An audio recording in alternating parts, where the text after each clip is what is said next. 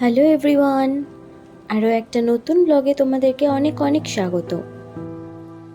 তো এই যে জন্মাষ্টমী উপলক্ষে 3 দিনের ছুটি ছিল, সেই ছুটিটাতেই আমরা মন্দারমণি চলে গেছিলাম, আর সেই ভিডিওই তোমাদের সাথে আজকে শেয়ার করব। সত্যি কথা বলতে প্রি প্ল্যান্ড কিছুই ছিল না।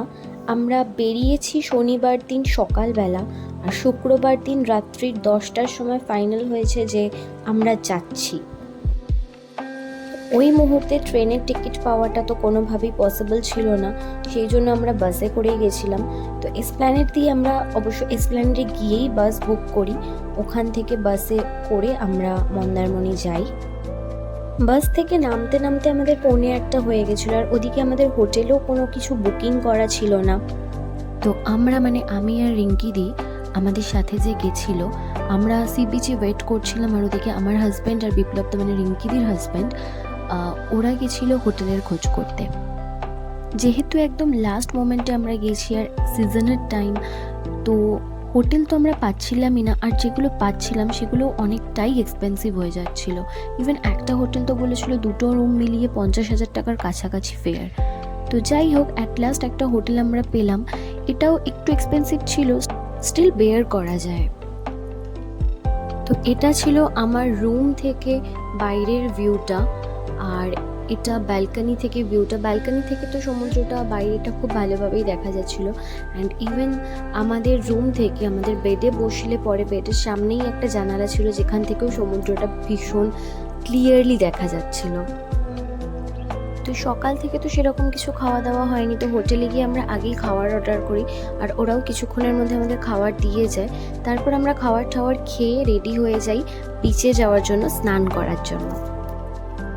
প্রথমে সমুদ্রে অ্যান্ড তারপর সুইমিং পুলে বেশ খানিকক্ষণ কাটিয়ে আমরা উপরে আসি, আর ততক্ষণে অলরেডি সন্ধে হয়ে গেছে, অনেকটাই সন্ধে হয়ে গেছিলো, 7:30-8টা মতো বাজছিল। দেন আমরা রেডি হয়ে যাই একটু মার্কেটের দিকে যাওয়ার জন্য। তো দীঘা মন্দারমণিতে তো এরকম বিচের সাইডেই মার্কেটগুলো বসে, আর মার্কেটটা বেশ বড়ই ছিল, আর জিনিসপত্রও অনেক সুন্দর সুন্দর ভালো জিনিসপত্র ছিল। কিন্তু আমার মনে হচ্ছিল ওরা প্রাইসটা একটু বেশিই বলছে।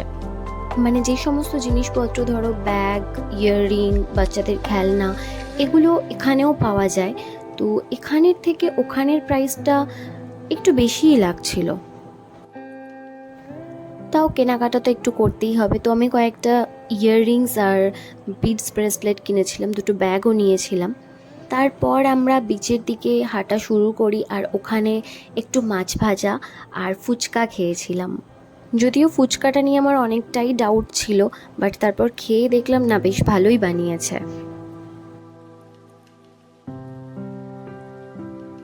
নেক্সট দিন সকালবেলা 6টার সময় আমার ঘুম ভাঙে, আর তখনের পরিবেশটা ঠিক এরকম ছিল। আকাশটা মেঘলা হয়েছিল, বিচেও একটাও লোক ছিল না, অ্যান্ড সমুদ্রের যে আওয়াজটা সেটা ক্লিয়ারলি আমার রুম অবধি আসছিল। বাট অত সকালে উঠে কিছু করার মতো ছিল না, তাই আবার গিয়ে ঘুমিয়ে পড়েছিলাম। একদিন 9টার সময় উঠে ব্রেকফাস্ট করতে চলে যাই। ব্রেকফাস্টটা কমপ্লিমেন্টারি ছিল। ব্রেকফাস্টে টোস্ট ছিল, লুচি ছিল, ম্যাগি ছিল। তো আমি লুচি, তরকারি আর জুস খেয়েছিলাম। দেন রুমে এসে বিচে যাওয়ার জন্য রেডি হওয়া স্টার্ট করলাম, আর আমি এই হোয়াইট কালারের টপটা অ্যান্ড ব্লু কালারের এই সাইড স্লিট স্কার্টটা পরেছিলাম। দেন বিচে গিয়ে দেখলাম সমুদ্রের জলটা অনেকটাই বেড়ে গেছে। বসার জায়গাগুলো সমুদ্রের পাড়ে যেগুলো থাকে সেগুলো অবধি জল চলে আসছে। তো আমরা আর তখন সমুদ্রে নামার চেষ্টা করিনি, আমরা ওই সাইডেই বসেছিলাম। আর এরকম বসে থাকতে থাকতে মনে হচ্ছিল সমুদ্রের দিকে তাকিয়ে এইভাবে সারা দিনই বসে থাকা যায়। কিছুক্ষণ পর আমরা রুমে এসে ফ্রেশ হয়ে নিলাম, আর ততক্ষণে লাঞ্চও সার্ভ করে দিয়েছিল। লাঞ্চে ছিল ঝুরি আলু ভাজা, চিকেন কষা, চিংড়ি মাছের মালাইকারি, ভাত, ডাল অ্যান্ড দই কাতলা, সাথে চাটনি পাঁপড়ও ছিল। লাঞ্চ শেষ করে রেস্ট নিয়ে একেবারে রেডি হয়ে বেরিয়ে পড়েছিলাম রেড ক্র্যাব বিচে যাওয়ার জন্য। তো আমরা যখন যাচ্ছিলাম তখন অলরেডি সূর্যি মামাও তার বাড়িতে যাচ্ছেন। তো আকাশটা দেখতে ভীষণ সুন্দর লাগছিল, আর যখন আমরা বিচে গিয়ে পৌঁছাই তখন অলরেডি সানসেট হয়ে গেছে। তো চারপাশের আকাশটা এত সুন্দর লাগছিল, অরেঞ্জ কালারের হয়েছিল অ্যান্ড বিচের ওপর তার একটা রিফ্লেকশন পড়ছিল।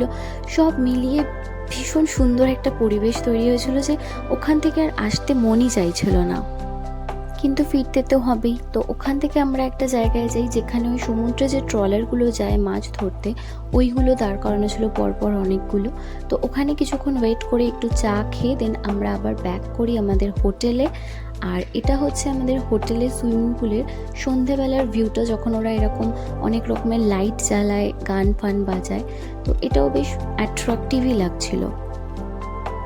তারপর দিন সকালে খুব তাড়াতাড়ি ব্রেকফাস্ট করে রেডি হয়ে গেছিলাম, বিকজ আমাদের ফিরতে হবে কলকাতা। আর ফিরতে তো মন চাইছিলই না, কিন্তু না ফিরলে সমুদ্রে যাওয়ার যে নেশাটা, যে এক্সাইটমেন্টটা, সেটাও ফিল করতে পারবো না। তো ফিরতে তো হতোই। আর ফেরার পথেও আমাদের আরও একটা জায়গায় একটু ঘোরার কথা ছিল। তো এটাই হলো সেই জায়গাটা। এই জায়গাটার নাম মারিন ড্রাইভ, কারণ এটা মারিন ড্রাইভের মতোই অনেকটা দেখতে। এখানেও বেশ কিছুক্ষণ সময় কাটিয়ে বেশ কিছু ফটো তুলে আরও কিছু মেমরি বক্সে অ্যাড করে আমরা আবার বাড়ি ফেরার জন্য রওনা দিলাম, কারণ আমাদের বাস ছিল দুটোয় আর বেশি লেট করা যেত না। তো ফিরতে তো হলোই, বাট আবার আসবো খুব শিগগিরই, খুব তাড়াতাড়ি। এই আশা নিয়েই আমাদের মন্দারমণি ট্রিপটা শেষ করলাম। আর আজকের ব্লগটাও এখানেই শেষ করছি। দেখা হচ্ছে নেক্সট কোনো ব্লগে। ততক্ষণ সবাই ভালো থেকো, সুস্থ থেকো। আর ভিডিওটা ভালো লাগলে একটু লাইক করে দিও।